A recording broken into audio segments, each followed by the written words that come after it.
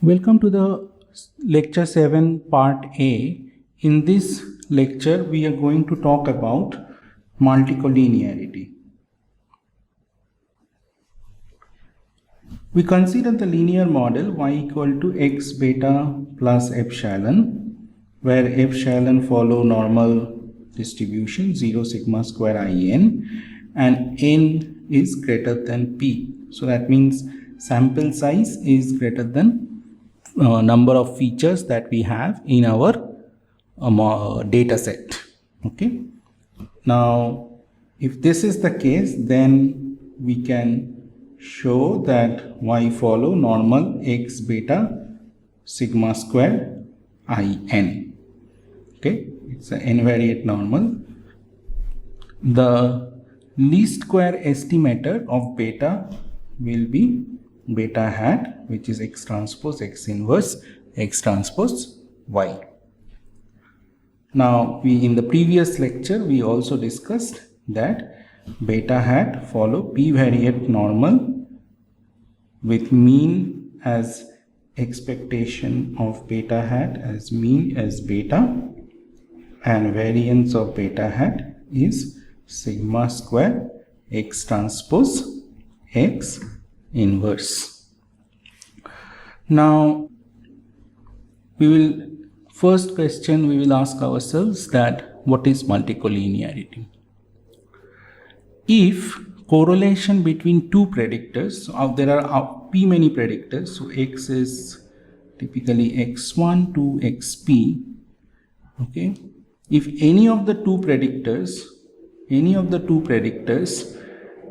have correlation exactly 1, so correlation between say ith predictor and the jth predictor is exactly 1. That means one column is exactly dependent on other, and that will result determinant of x transpose x to be 0. So it immediately means that x transpose x is not invertible. Because what is x transpose x? X transpose x is x transpose x inverse is adjugate of x transpose x divided by determinant of x transpose x, and if it is 0, so that means x transpose x is not invertible. In such case, unique solution does not exist, right? Now in such situation,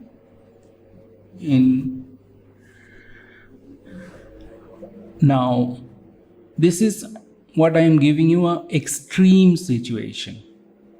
Okay, now most of the time you will never probably put one, if one column is exactly linearly dependent on other, so that means effectively you can write xi equal to some constant of xj, right? So if we know that there are some columns which is exactly linearly dependent on another column, then we will not put that column in our data set at all. So this is an extreme example. More reliable, more reasonable example is that correlation between two predictors nearly 1 or minus 1, but not exactly 1. It will not be exactly 1. So correlation between say xi and xj is 0.99. What happens then? So in that case, what will happen is determinant of x transpose x is some small delta value where delta is positive. So determinant of x transpose x will be very small value. Delta is a very small value. Okay, it's a very small value. So x transpose x will be invertible. There will be no problem. X transpose x will be invertible. But every element of x transpose x will be very large. Every element, because what is x transpose x inverse? X transpose x inverse is adjugate of x transpose x and divided by determinant of x transpose x. Now if x transpose x, determinant of x transpose x is very small value, then basically you are dividing every element of adjugate of X transpose X by a very small value. Effectively, that will make the every element of X transpose X inverse very large. So what will happen in this case is basically unique solution of beta hat exists, but the covariance of beta hat will be extremely large. So every element of covariance of beta hat will be extremely large. So the standard error, so naturally the standard error of beta hat will be very large. Hence, valid statistical inference cannot be implemented. What does it mean actually? Let us try to understand with a simple toy example. So I'm considering a no intercept model I'm considering the empty curves dataset. It's a small toy dataset, but very good dataset to understand the multicollinearity. I'm considering a no intercept model. Okay, just to understand the concept. I mean, probably I will not use in real I'll do a proper analysis, but just to understand the geometry of the concept, I'm using a simple no intercept model where miles per gallon is a function of weight and rear axle ratio. So MPG equal to beta 1 weight plus beta 2 weight plus epsilon. I know correlation between weight and rear axle ratio is negative 0.71. Okay, not very bad, like 0.99 or something, but on a higher side. Now what is happening? If you estimate the beta 1 hat and beta 2 hat, OLS estimator, correlation will be 0.92. Okay, so what is happening here? So you can see this is correlation is very high. Now what is happening is basically the correlation is whatever the correlation that you are seeing between x1 and x2 that is getting induced in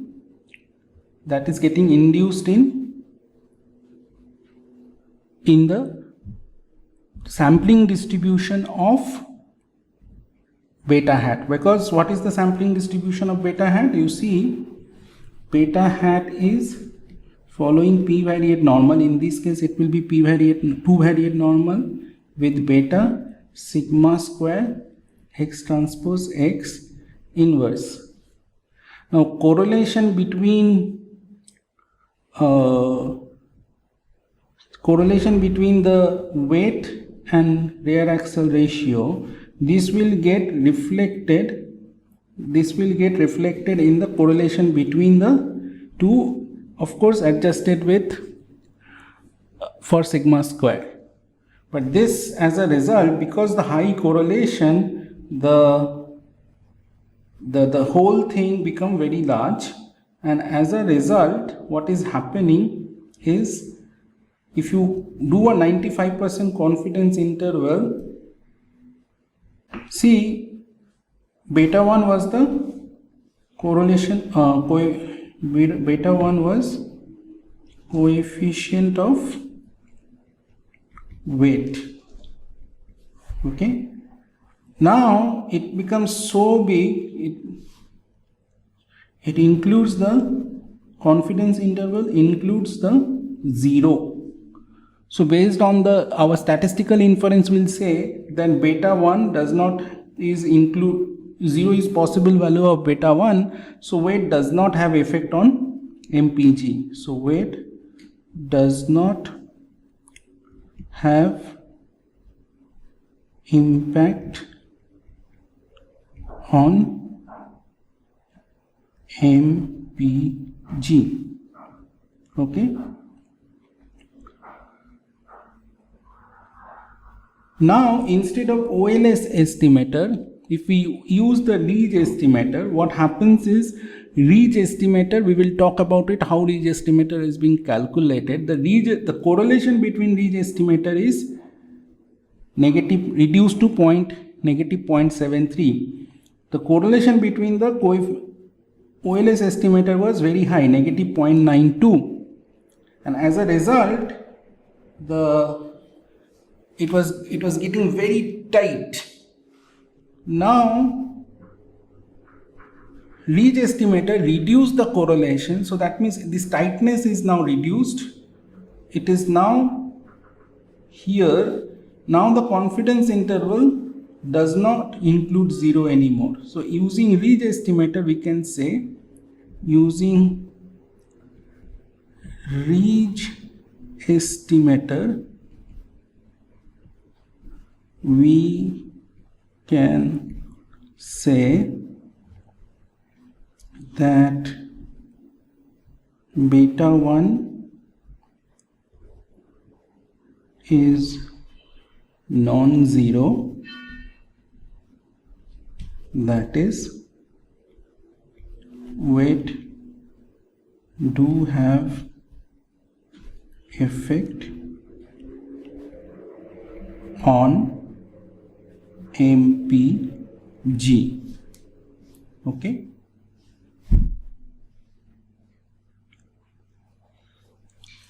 So I hope the concept of the multicollinearity is clear now.